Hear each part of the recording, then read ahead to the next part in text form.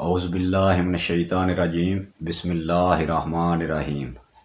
تمام تعریفیں اللہ تعالیٰ کے لیے ہیں جو عالمین کا رب ہے اور اس نے قرآن کے وارث مقرر کر دیے۔ آج جو ویڈیو آپ کے لیے لے کے آ رہا ہوں، اس پہ کچھ دوستوں نے کمنٹ کیے ہیں۔ رضا انصاری صاحب نے کمنٹ کیا ہے، نعت علی کے فضائل اور اس کے فوائد اور سینہ بسینہ چلے آنے والے رازوں پر تفصیلی ویڈیو بنائیں۔ پھر ان کا ہی کمنٹ ہے، نعت علی سے حب کے تفصیلی اور تیر بہدف اعمال بھی ڈالیں سرکار۔ پھر علی ایم کا کمنٹ ہے، نعت علی سے حضرات بھی بتا دیں پلیز۔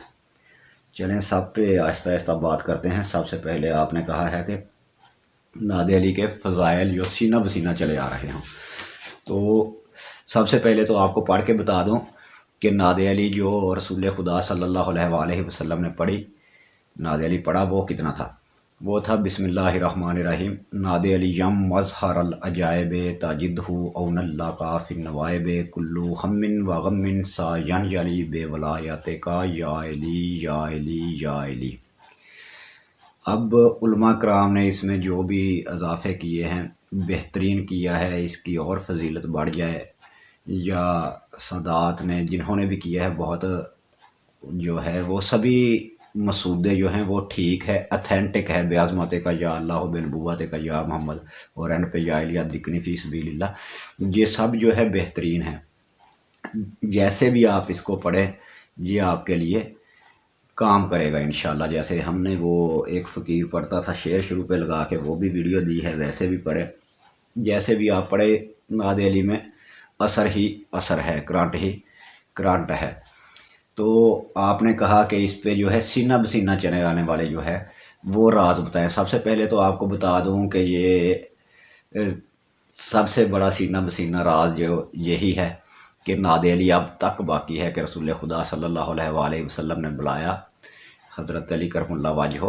خیبر میں فوری پہنچے، چشم زدن میں پہنچے،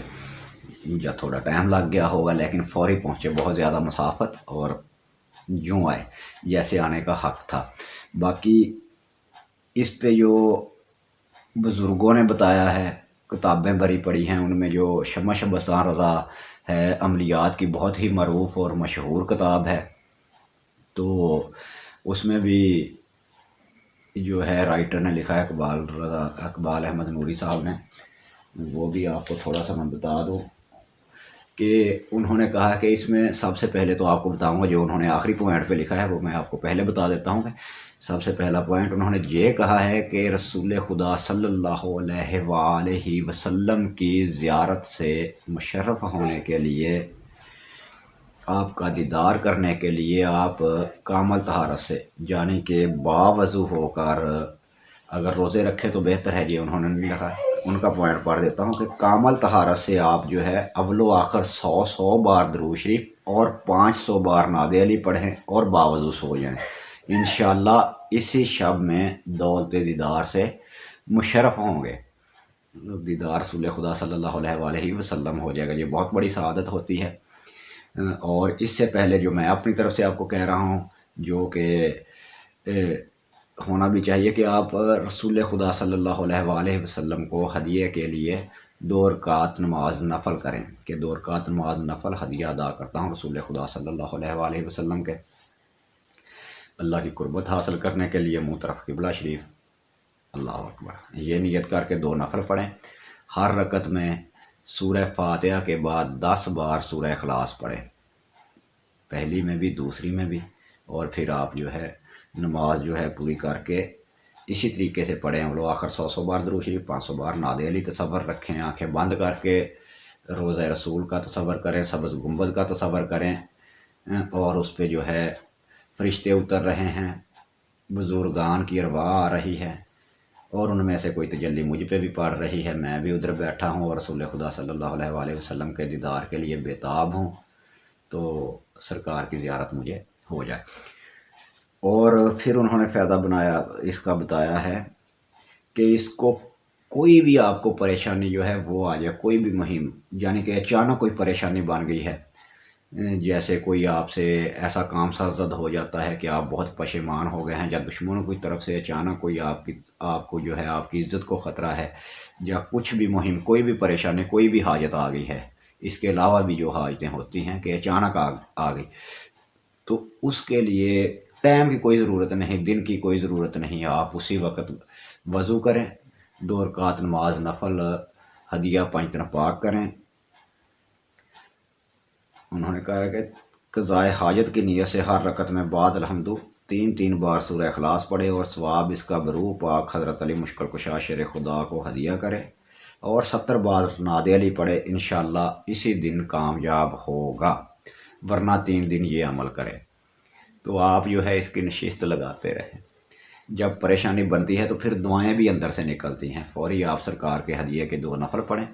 اور درود شریف پڑھیں، اور ناد علی کو 70 بار پڑھیں، اور دعا اپنی کریں دل سے